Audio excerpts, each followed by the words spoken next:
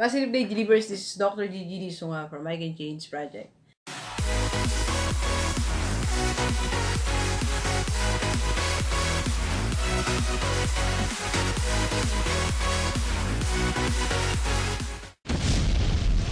Magandang gabi sa lahat ng mga delivers natin. And sa first time po tayo mapanood sa YouTube channel, thank you very much. Please subscribe, click mo na po yan, Doc Gigi Sunga.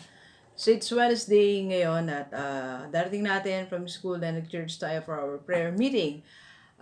Meron tayong pag-usapan ngayon sa lahat ng mga OFW nating mga kababayan kasi kanina may nag-message sa atin ng isang sharing. So pero bago yan, announcement tayo. So patuloy pa rin tayo nagbibilang ng mga attend sa Hong Kong November 18. So message niyo po ako for confirmation para makabili na po ako ng ticket.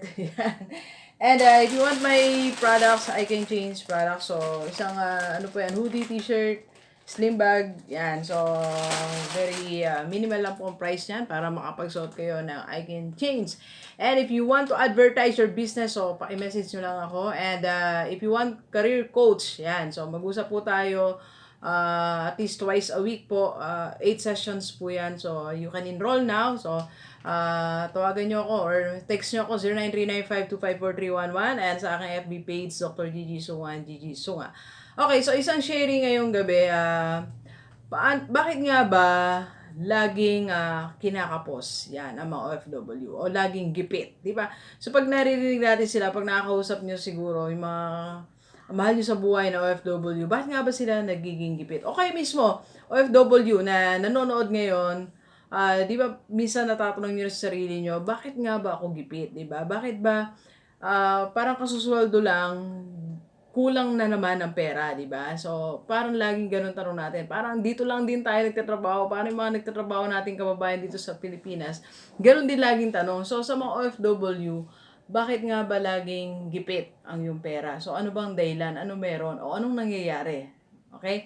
So, isa sa mga delivers natin, nag-share siya kanina, isa sa mga dahilan daw, naobserbahan niya lang naobserbahan niya na marami sa mga OFW natin mga kababayan ay masyadong na-engage sa mga utang. Yan.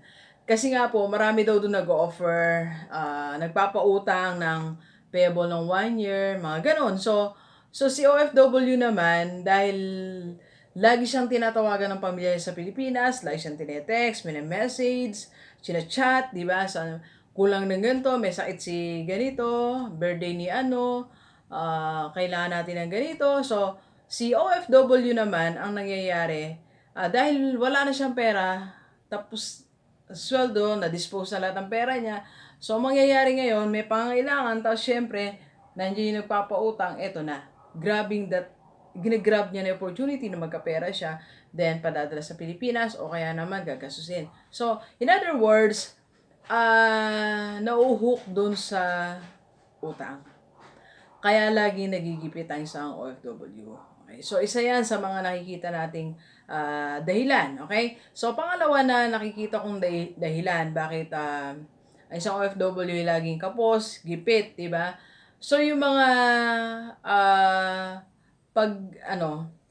pagbibigay sa lahat ng mga tumatawag nagte-text dito sa Pilipinas. Diba? So, minsan ganito, sasabihin na kagaya ng isa pa sa mga sharing kanina. So, bumili siya ng pangkabuhayan nila dito sa Pilipinas. So, ang nangyari, hindi naman naasikaso.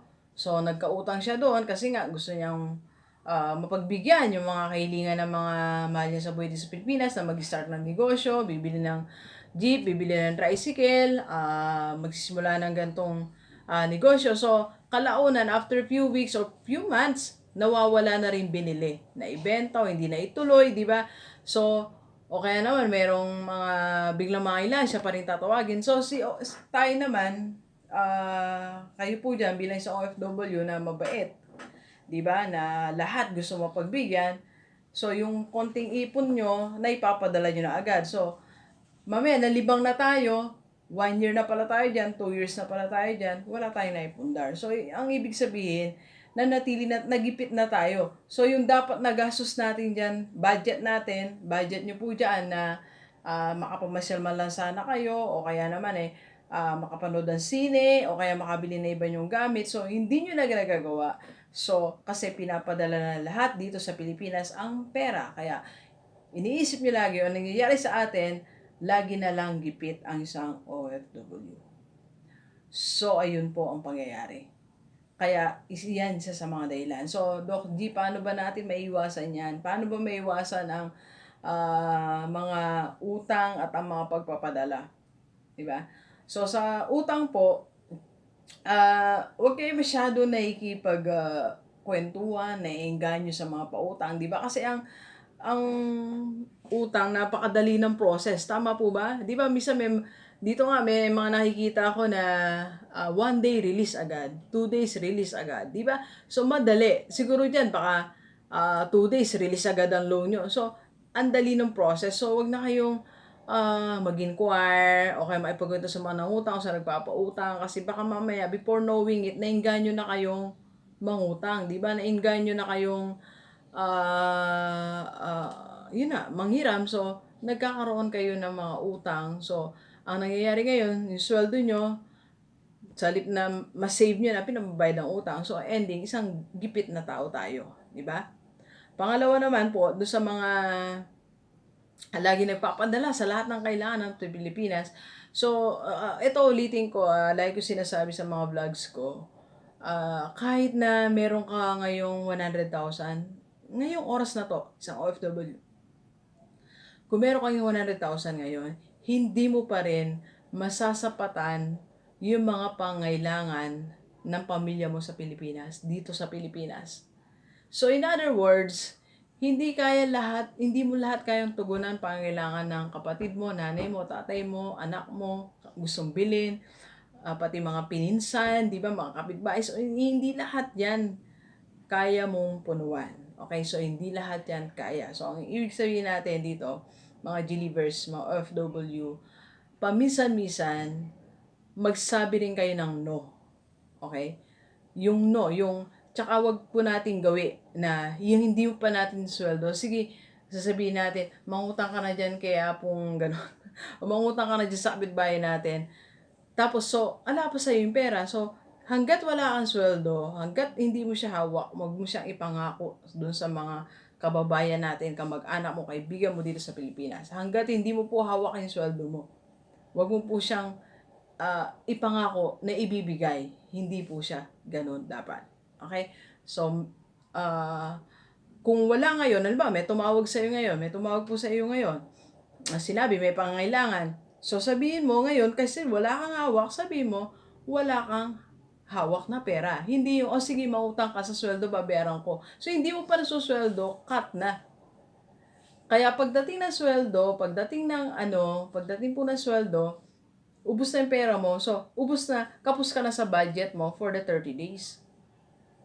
'Di ba? So, wag wag ipangako yung pera, yung sweldo na hindi mo pa hawak. For example naman, may bonus kang darating, sabihin mo na agad, sige, kumuha ka na ng diyan, ng hulugan, ako na lang magbabayad, hintayin natin yung bonus. So, hindi po ganoon. Okay?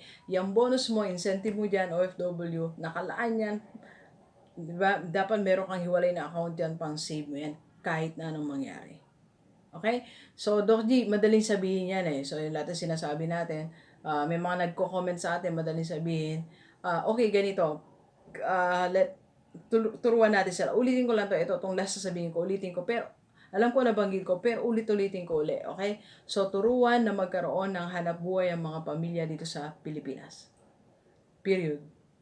Para po nun, yung finances nyo, dalawa kayo. Hindi yung ikaw lang ang source. At pangalawa, ito hindi ko alam kung sino kausap ko kanina. Ang tao, dapat busy siya. Busy sa kanyang trabaho. Okay? Para nun, hindi siya makagawa ng ibang bagay na mali.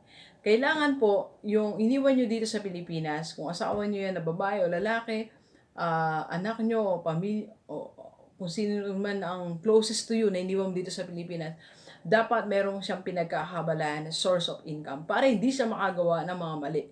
Kasi pag wala po yan trabaho, ang mangyayari po dyan ay, siyempre, papasyal sa barkada, papasyal na siya ng barkada, iinom, gagala, so yun ang simula ng problema. Unlike kung may trabaho po siya, nasusubaybayan niya na yung mga anak niyo na naiwan dito, nakakatulong pa siya at hindi pa siya magkakaroon ng maraming oras para gumawa ng mga hindi dapat gawin. Okay? So mga G-Leavers, mga OFW, iwasan ng pagiging kapos sa pera, pagiging gipit lagi. Simple lang ang solusyon. Okay? Huwag nang mag-engage sa utangan at huwag na masyado mapagbigay dito sa mga pamilya sa Pilipinas at turuan silang magkaroon ng hanap buhay. Okay? So, please share this video sa mga kaibigan natin na OFW, kamag-anak nila dito sa Pilipinas para sama-sama tayong mabago at maumunlad ang buhay. Alright, so thank you very much, G-Leavers. Enjoy the rest of the day. Yan. Let's go, let's go.